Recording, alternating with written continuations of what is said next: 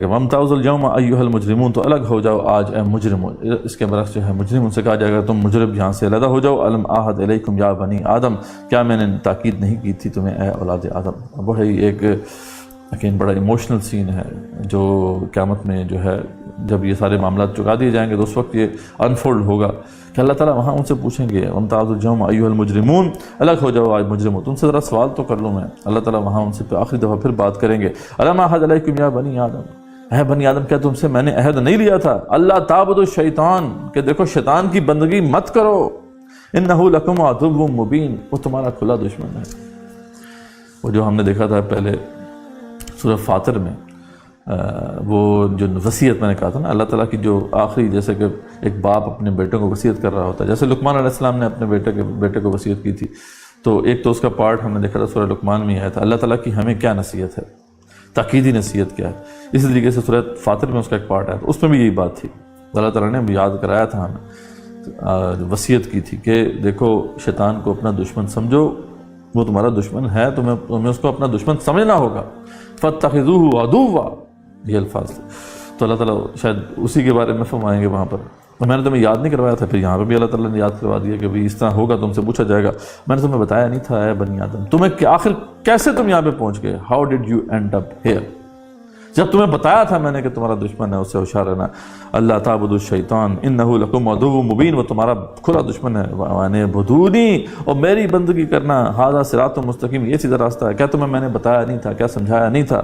ولقد اضل منکم جبلا کثیرا، لیکن پھر بھی افسوس کہ اس نے تم میں سے اکثریت کو گمراہ کر کے چھوڑا. افلم تکونوا تعقلون، افلم تکونوا تعقلون، تو کیا اب تم عقل نہیں پکڑتے ہو؟ یہ اگین وہ التفات ہے.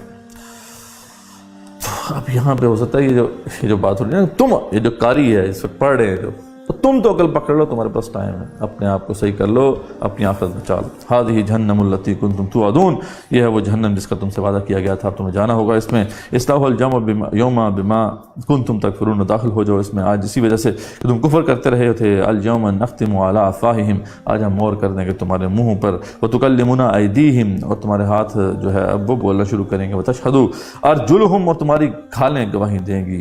بما کانوا یکسبون، اس پر جو وہ کمائی کرتے تھے. یعنی احشروا الذین ظلموا، میں فرشتوں جمع کرو انہیں جنہوں نے ظلم کیا ہے. وازواجہم، ان کی بیویوں کو بھی. وما کانوا یعبدون، اور جس کی وہ عبادت کیا کرتے تھے. من دون اللہ، اللہ کے سوا. فاہدوہم الی صراط الجحیم، تو بس ان کو راستہ دکھا دو، سیدھا راستہ جو کہ جہنم کی طرف جاتا ہے. وقفوہم، ذرا ٹھہرو، اس سے بات تو کر لیں. اب دیکھیں اس طرح کی بات پہلے بھی سورہ یاسین میں بھی آئی کہ اللہ تعالیٰ ان کو جانے سے پہلے پوچھیں گے بھئی کیسے تم یہاں پہ پہنچ گئے. اگین یہاں پہ بھی وہی بات، اسی کا ایک سنیپ شاٹ یہاں پہ بھی ہے کہ وقفوہم، ذرا ٹھہراؤ انہیں، ہم نے پوچھنا. انہم مسئولون، ان سے پوچھا جائے گا سوال، کچھ پوچھ تو لے ہم ان سے. ما لکم لا تناصرون، کیا ہوا ہے تمہیں ایک دوسرے کی مدد نہیں کرتے؟ کرو نا ایک دوسرے کی مدد. دنیا میں تو بڑے کہتے تھے کہ ہم تمہارے معاملات سنبھال لیں گے، ٹھیک ہے. یہاں پہ تو شیخ صاحب کہتے تھے بھی آپ مریں گے تو آفٹر ڈیتھ سروسز اویلیبل ہیں، آپ جو ہمارے ساتھ بیعت کریں گے ہم آپ کو سارے مراحل طے کروائیں گے، ٹھیک ہے. وہ منکر نکیر جب آتے ہیں وہاں سے لے کے وہ تمام روز محشر کے معاملات ہم آپ کو طے کروائیں گے. تو اس طرح کی باتیں کیا کرتے تھے. یا یہ لوگ ان کے بارے میں سوچتے تھے اپنے بتوں کے بارے میں کہ وہ ان کی مدد کریں گے. کیا ہو گیا؟ مدد نہیں کرتے. ما لکم لا تناصرون بل هم اليوم مستسلمون، بلکہ وہ آج بالکل فرمانبردار ہیں. آج تو بڑے جو ہے سب سیدھے ہو کے ہمارے سامنے جھکے ہوئے ہیں.